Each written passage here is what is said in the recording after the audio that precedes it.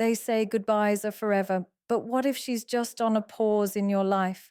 Today's story will take you to that fragile moment where every heartbeat whispers her name, even though she's not here yet. The first thing that hit me when she left was the silence. It wasn't the kind of silence that exists in a quiet room or on a lonely street. It was a deafening silence that settled deep inside my chest, pressing on my ribs, making it hard to breathe, like the world had suddenly decided to stop spinning just to punish me. Every sound I used to take for granted, the hum of the fan, the distant traffic outside, even the soft creak of the floorboards when I walked, felt empty without her laughter threading through it, without her voice curling around my name like a gentle melody. The emptiness wasn't just in the room. It seeped into me, into the spaces between my thoughts, into the pauses between every heartbeat, leaving me raw, unsteady, and achingly aware of what had been taken from me. It's strange how someone can occupy so much of your world, and in the moment they leave, that same world feels impossibly vast, unbearably hollow, as if they were the only gravity keeping it from falling apart. I found myself wandering through memories more than I wandered through the real world. I could see her everywhere, in the little things she touched, in the faint scent of perfume lingering on the pillow where she used to rest her head, in the smudged corner of the notebook she had doodled in during a rainy afternoon. Every object had become a vessel of her presence, but instead of comfort, they brought waves of longing that hit me without warning. I remember the way her fingers used to brush against mine in the most casual gestures, the way her smile could light up an entire room without asking for permission. Those small moments, once ordinary, now felt monumental, as if each one had been a fragile thread connecting me to her, threads that now trembled dangerously in the absence of her warmth. The memory of her voice, the way she would say my name with soft insistence, echoed in my mind, looping endlessly, a haunting refrain I could neither embrace nor escape. Heartbreak, I learned, is not a single moment. It is a slow unraveling. It starts in the small things, the missed call, the unopened message, the way the air seems to shift when you realize someone who meant everything to you is no longer near. It grows in silence, feeding on hope and regret, twisting familiar spaces into corridors of despair. I kept replaying the last moments I had with her, dissecting every gesture, every word, every fleeting glance, searching desperately for some hidden meaning or secret misstep that might explain why she was gone. And in doing so, I realized that heartbreak doesn't ask for understanding. It thrives in the absence of it. It makes you replay the past like a cruel loop, exaggerating each mistake, inflating each sorrow, until your mind becomes a theater of shadows, where only her absence takes center stage. Walking through life without her became a strange new kind of endurance. The world continued around me, oblivious to the fracture inside, to the way ordinary joys felt muted, like colors had dimmed in her absence. I laughed at jokes that weren't funny. I nodded at greetings that didn't reach me. I moved through the motions of a life that had lost its anchor. And yet, in quiet moments when no one was watching, the grief returned in waves that knocked me off balance. It surged unexpectedly, a melody on the radio, a whisper of wind through the trees, a shadow on the wall, and I would find myself sinking into memories of her, wishing I could hold her hand just once more, hear her laugh just one more time, feel the warmth of her presence like sunlight on my skin. Memories have a way of sneaking up on you when you least expect them, like a gentle but relentless tide that pulls you into a world you thought was behind you. I remember the first time I truly noticed her in the sunlight, the way the morning light fell across her hair, catching every strand and turning it into a halo that seemed almost unreal. It was in those small, fleeting moments that the depth of our connection felt infinite, Moments so ordinary they almost slipped past without notice, yet now, replaying them in my mind, they feel monumental. I can still see her laughter spilling over the breakfast table, bright and unrestrained, a sound that could shatter the heaviest of days.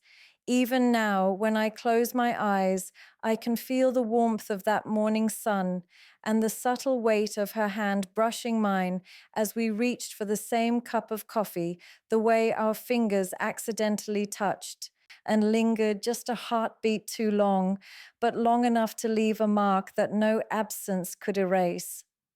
Each memory is vivid, almost tactile, as if I could step into it and feel her there again, hear her voice guiding me through moments that no one else could ever understand.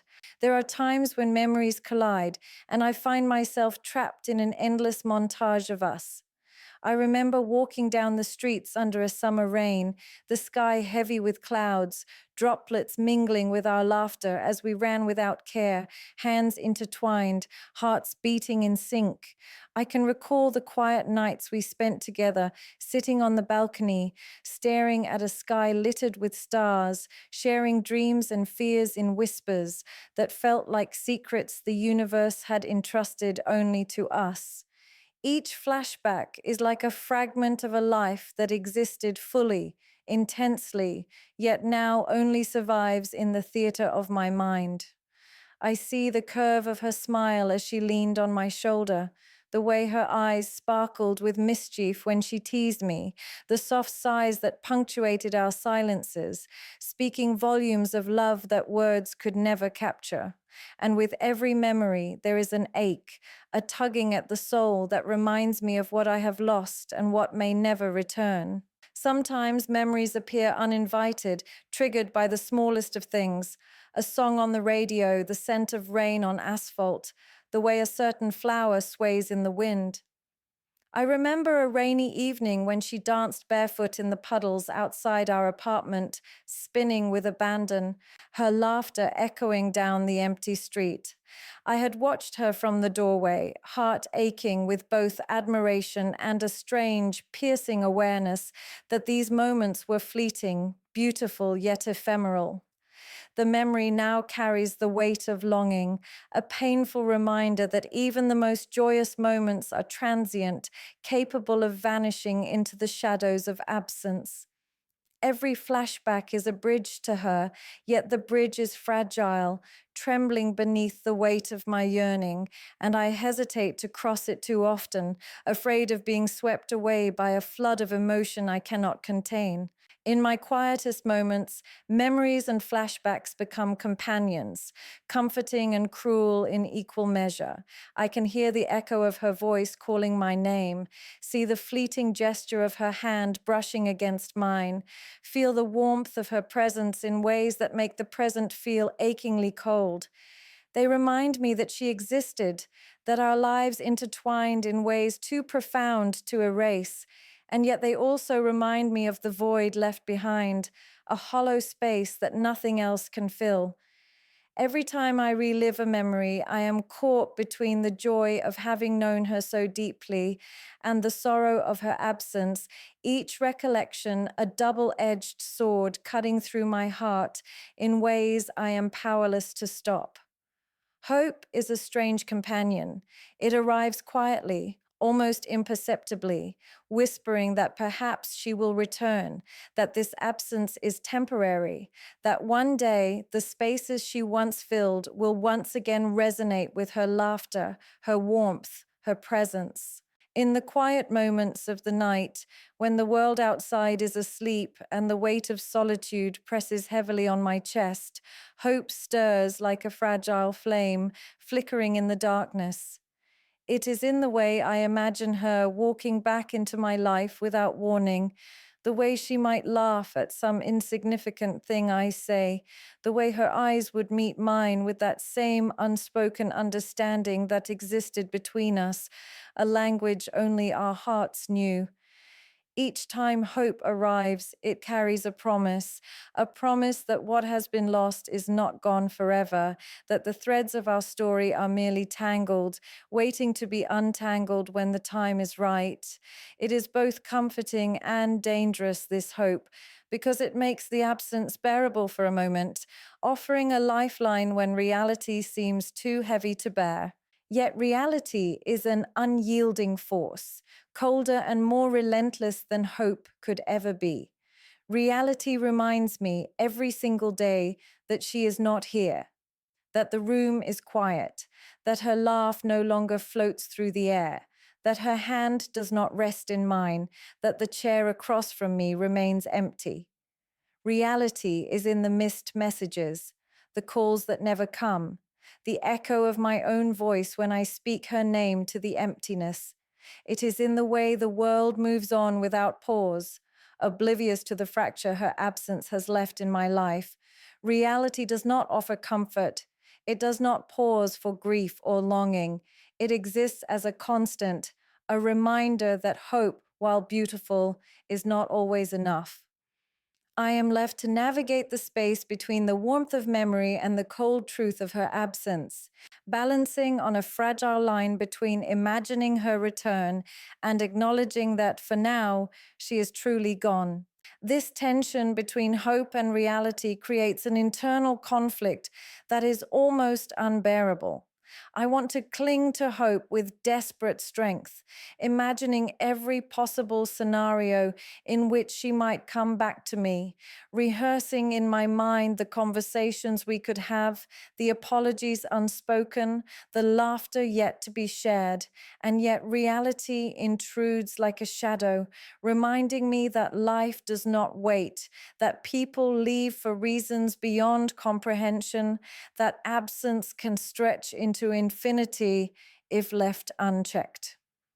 Some nights I find myself staring at her photographs, tracing the lines of her face, whispering to myself that she will come back, while at the same time feeling the sharp edge of truth slicing through my chest, telling me that hope alone cannot undo what has already been done. The contradiction is relentless. I am suspended between wanting to believe in miracles and being forced to accept their improbability, between the softness of dreams and the harshness of truth. And yet, even when reality presses upon me with all its weight, hope refuses to vanish completely. It lingers in small ways, in the corner of my eye when I catch a fleeting shadow that reminds me of her, in the sudden recall of a word she used to say, in the quiet certainty that the heart never forgets the people it has truly loved. Hope is stubborn, resilient, almost defiant in the face of reality, refusing to let me sink entirely into despair. It is the silent promise that somewhere, somehow, the story is not finished, that even though the world has shifted, there exists the possibility, however distant, of reunion, of healing, of finding fragments of what was lost. Internal conflict is like living in a storm that rages quietly inside you, unseen by the world, but relentless in its impact. Every thought, every heartbeat, every breath becomes a battlefield where hope clashes with doubt, love struggles against fear, and longing wrestles with the cruel logic of reality. I feel it most in the quiet moments, when the distractions of the outside world fade, and I am left alone with the echo of her absence. It is in those moments that questions I cannot answer arise, twisting and turning like thorns in my chest. Did I do enough? Did I show her the depth of my love? Could I have said the right words at the right time to stop her from leaving? These questions have no answers, only fragments of possibilities that torment me endlessly, leaving me suspended between regret and the impossible desire to rewrite the past.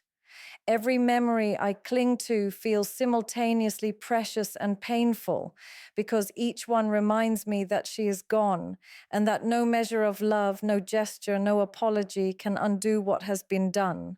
The conflict inside me is amplified by the contradictions of my own heart.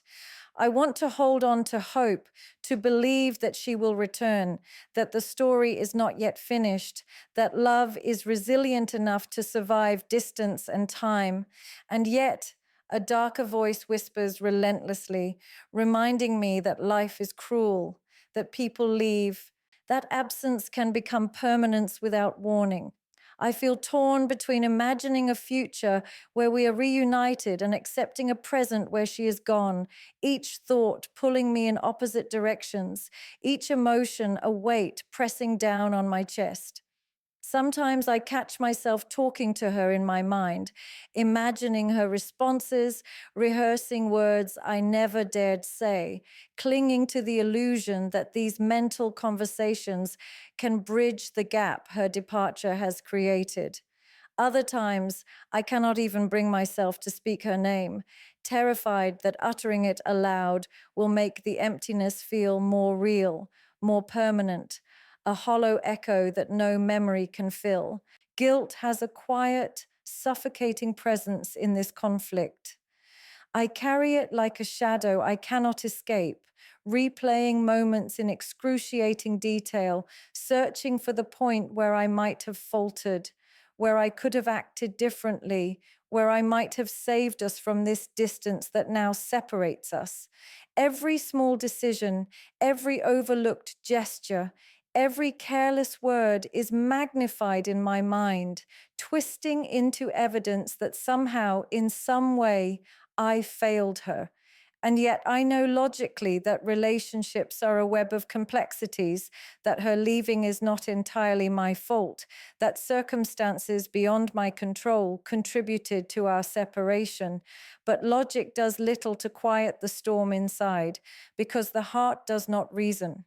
It feels, it obsesses, it aches in ways that make reality seem distant and irrelevant. There is also a subtle, almost cruel conflict between the need to move forward and the inability to let go.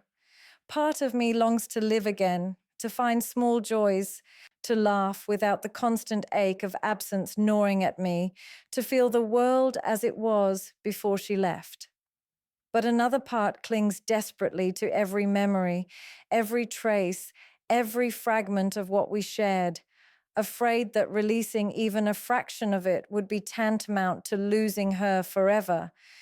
I feel torn between life as it continues without her and life as it existed when she was a part of it, caught in a liminal space where neither reality nor fantasy offers comfort. My own emotions are in constant warfare, shifting from hope to despair, from love to resentment, from longing to emptiness, each shift leaving bruises on my soul, each wave threatening to overwhelm me in ways I cannot predict.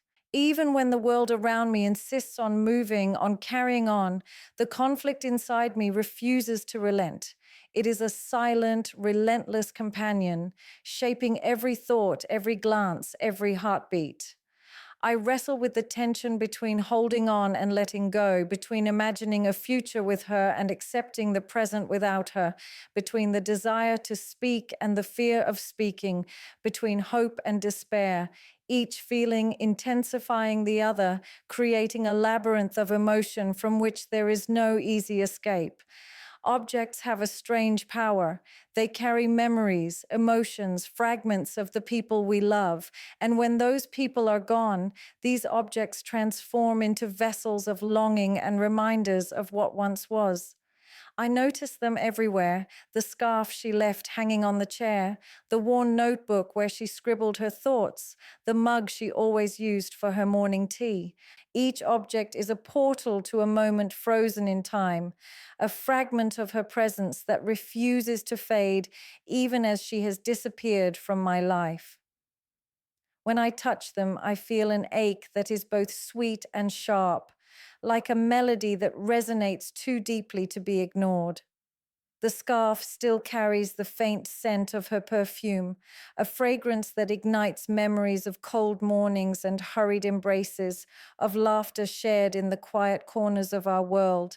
And I catch myself holding it close, as if by touching it I can hold her again, if only for a few fleeting seconds.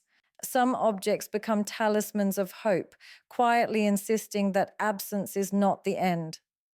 I keep a photograph of us tucked into a drawer, edges frayed, colors softened by time, but still alive with the energy of her smile and the sparkle in her eyes. Every time I look at it, I am reminded of the bond we shared, the intimacy of moments that were ours alone.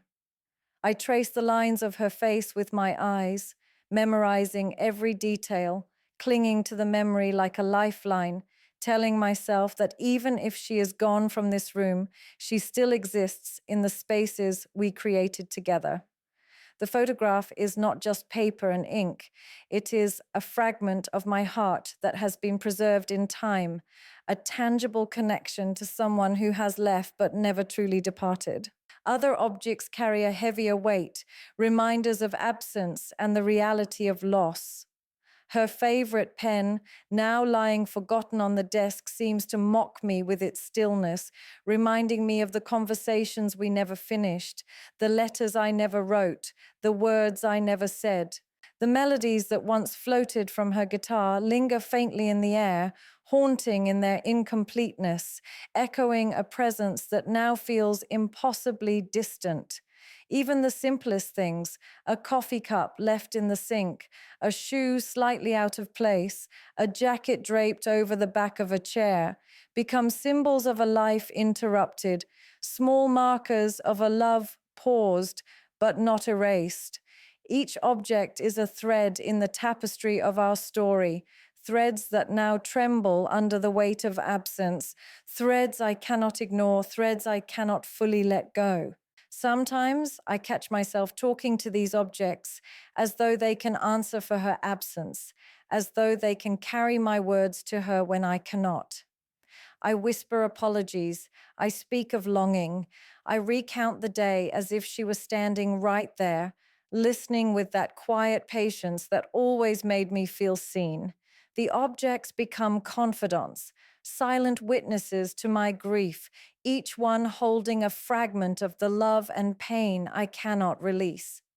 There is a strange comfort in this, in allowing the physical remnants of her existence to hold my emotions, to serve as proof that our time together was real, even when reality insists it is not. Every object is a story, a memory, a bridge between what was and what might be. They remind me that love is never fully gone, that absence does not erase connection, that even when someone leaves, they leave pieces of themselves behind in the world, tangible echoes that continue to speak to those who remain.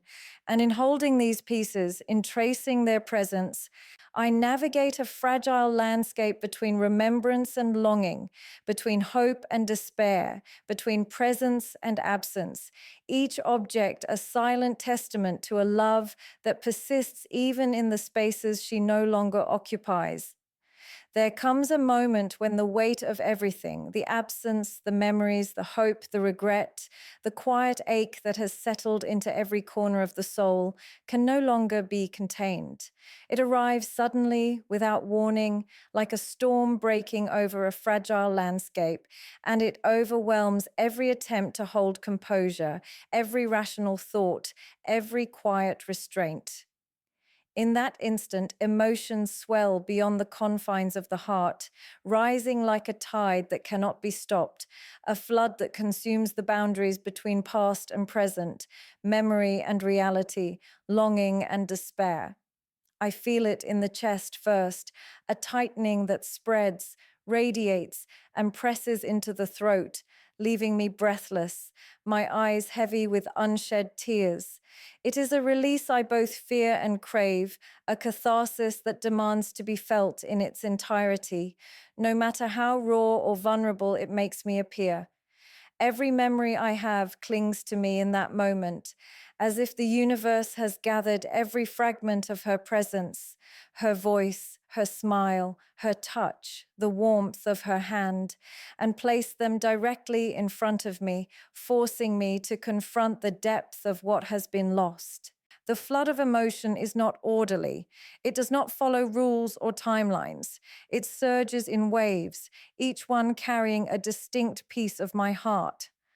First comes the grief, overwhelming and suffocating, pulling me under with its heavy current, reminding me of the impossibility of holding on to her, of undoing the absence, of rewriting moments that have already passed. Then comes the longing, sharper than the grief, like a blade slicing through every memory, twisting it with the ache of what could have been.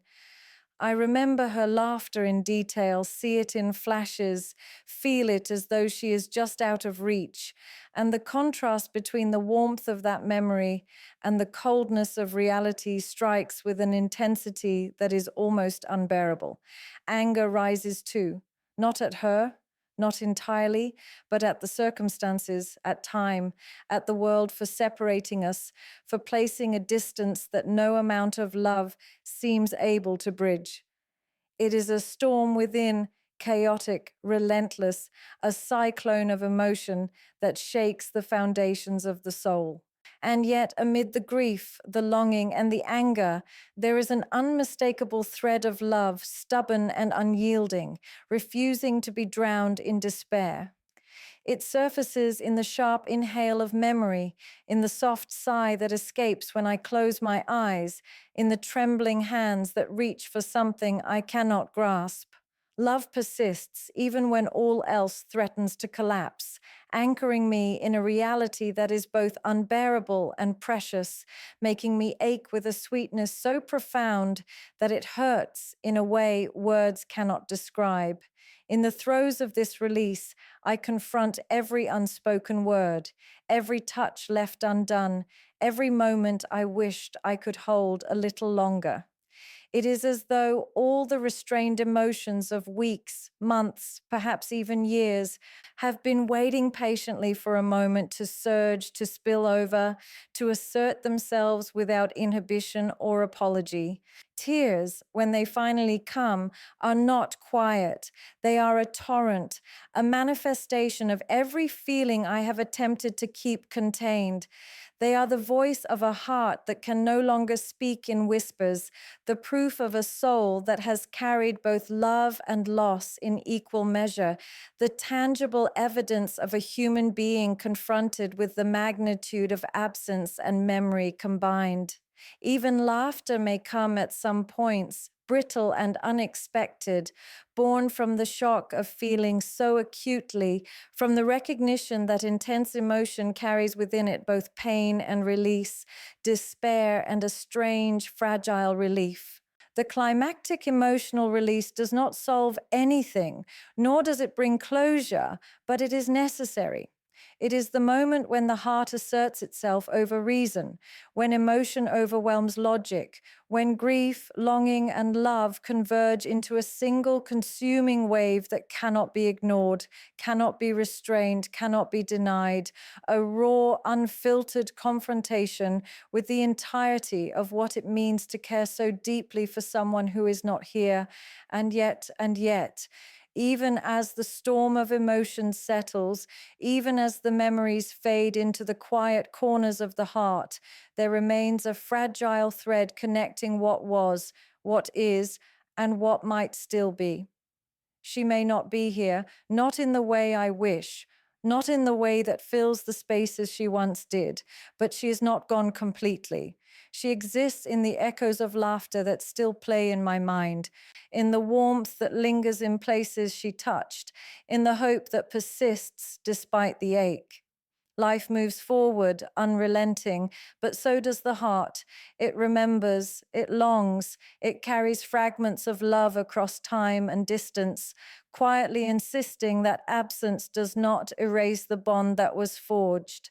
And in that quiet insistence, in the spaces between memory and reality, grief and hope, loss and love, there is a gentle truth that she may be away, she may be distant, but she is not gone forever. And the heart, no matter how broken, continues to beat with the promise of reunion, of healing, of moments yet to come.